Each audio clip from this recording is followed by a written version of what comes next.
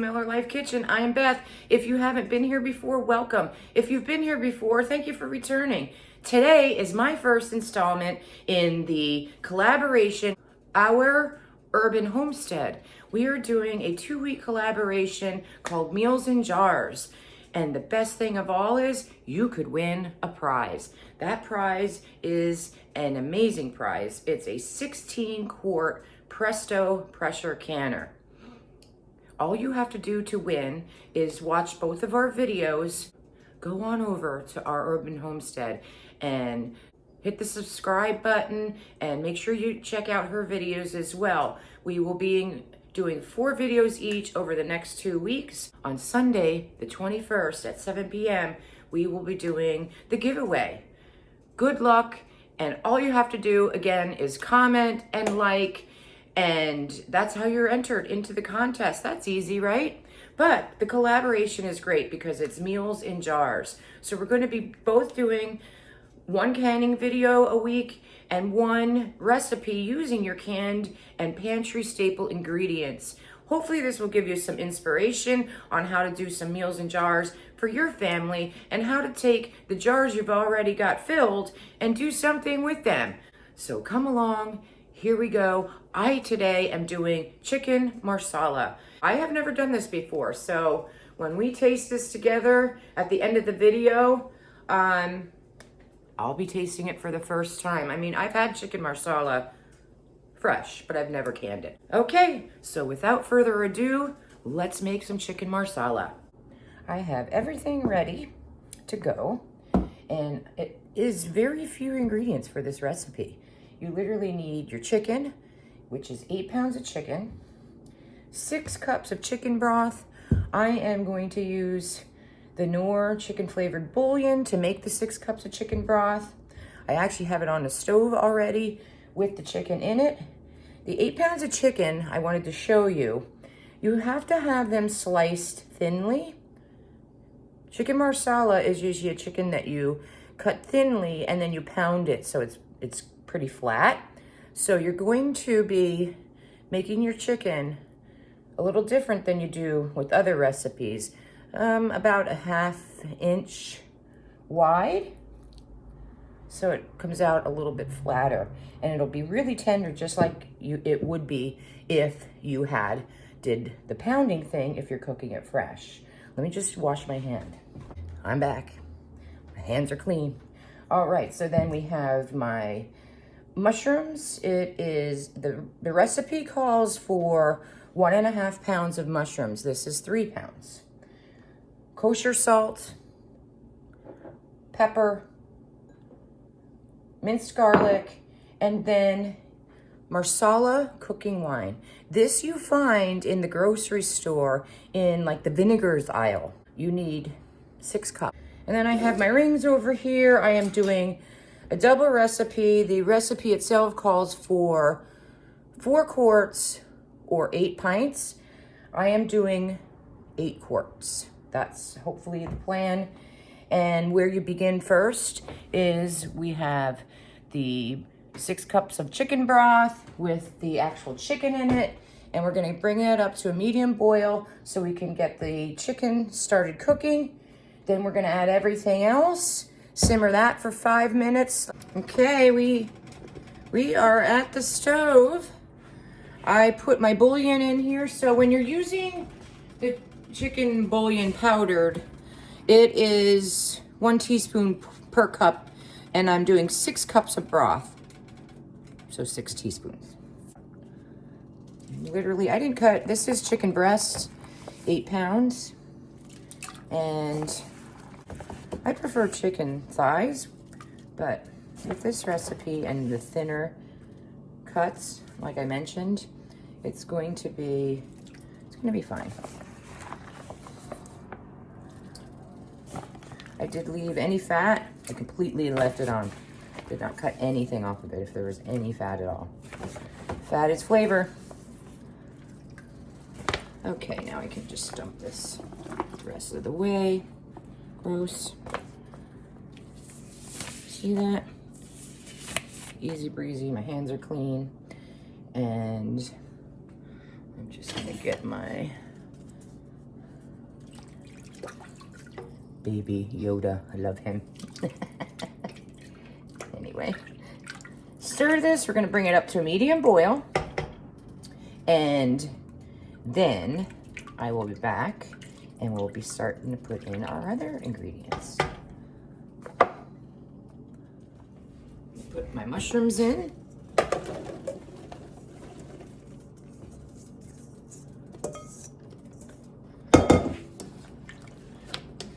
You know what? I'm gonna put the Marsala.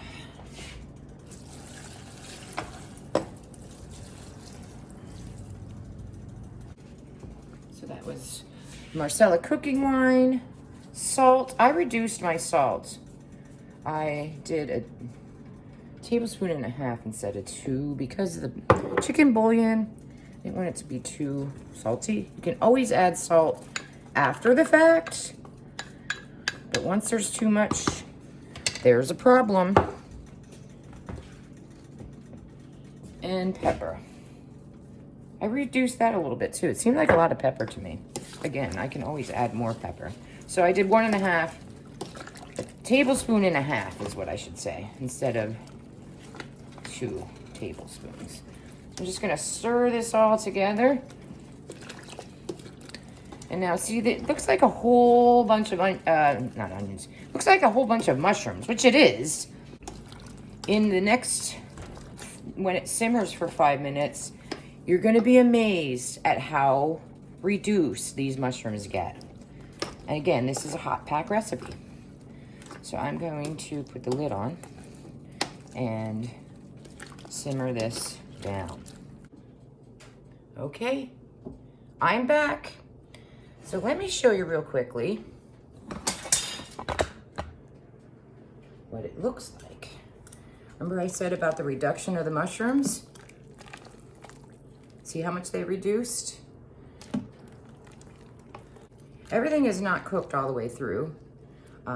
Chicken's par cooked basically. Using wide mouth jars. Put this on there. Start filling them up.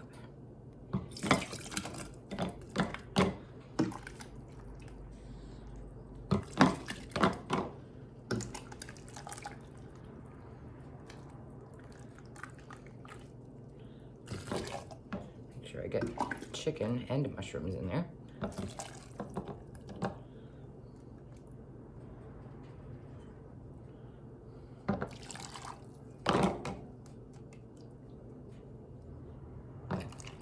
One-inch headspace.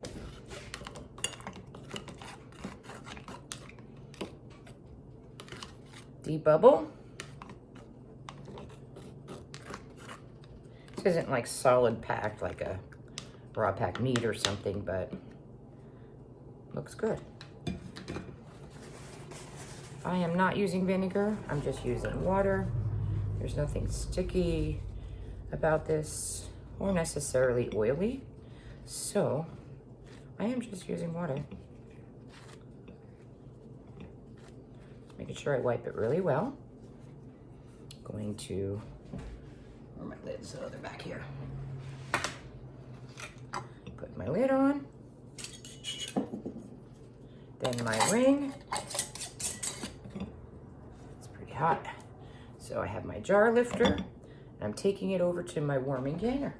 I'm using my large Presto canner because it is, I wasn't sure how much I'd end up with, so I didn't want to use my 16 quart in case I didn't have enough room and only had like 1 jar to process. So this way I know I'll have enough room. And even if I did have any left over, even with this dinner, you guys ever can and you're like canning all day, or and then you're like, cereal for dinner. I'm not cooking. Canning's work, man.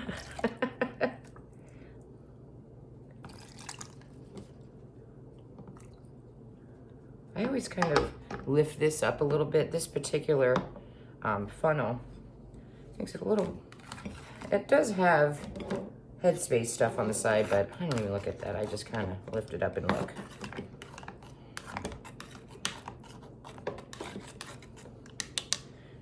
Sometimes when you debubble, you might need a little bit more. So put a little more broth in there and debubble again. Perfect.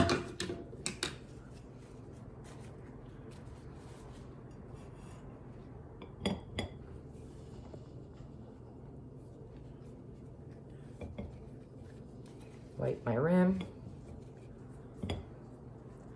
For new canners out there, it's good to kind of turn your cloth. I'm using a paper towel.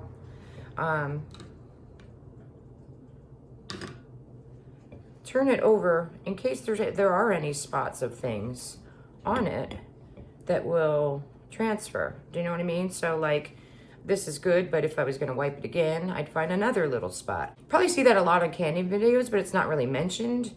I've heard people mention it, but I just thought I'd point that out in case there's any newbies here. Just little things that you go, oh, yeah, that makes sense. Fingertip tight.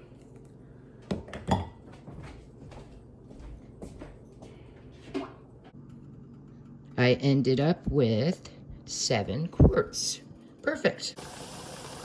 Okay, we are back for the steady stream of steam, venting 10 minutes. What's happening is with the steady stream of steam, it's hard to tell sometimes, but it's there. I think because of the light in my, oh, that guy popped up, yay.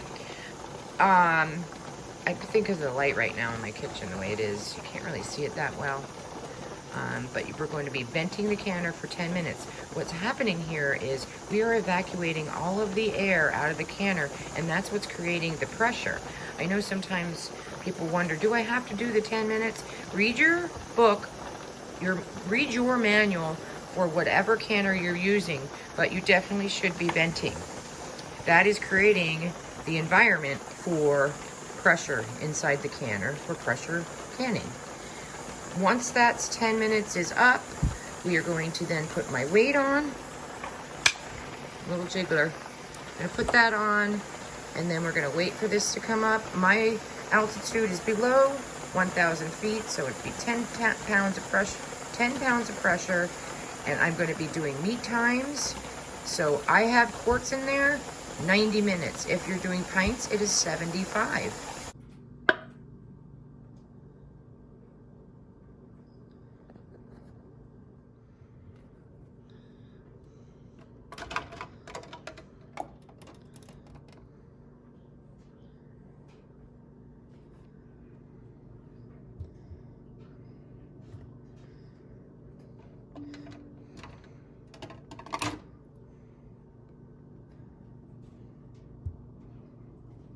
Let them sit here for 24 hours, make sure they seal, take my rings off, wash the jars up really well, label them, and they'll be ready for storage. Right, here's my jar. I'm gonna be opening it, and I am using this tool you can get on Amazon for opening jars.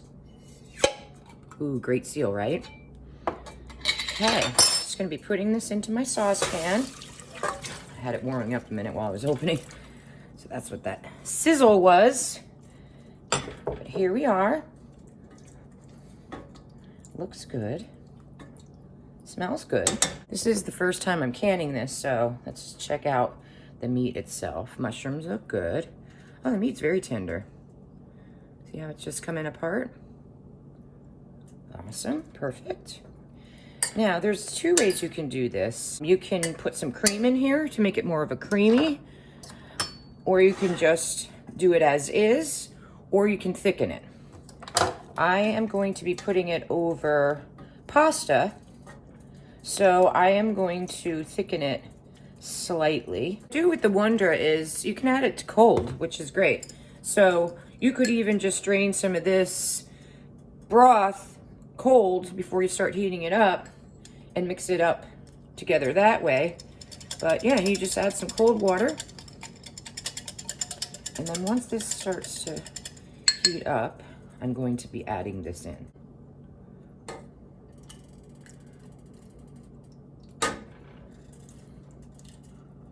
Okay, I have my pasta here, and I'm going to Stir it up.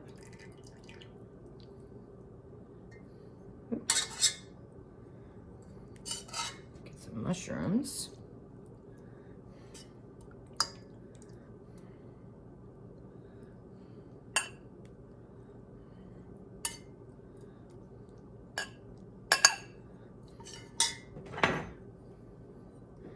Put some flavor. I'm gonna put some gravy on here, or I should say some of the broth on here. Here we go. I'm gonna give it a test.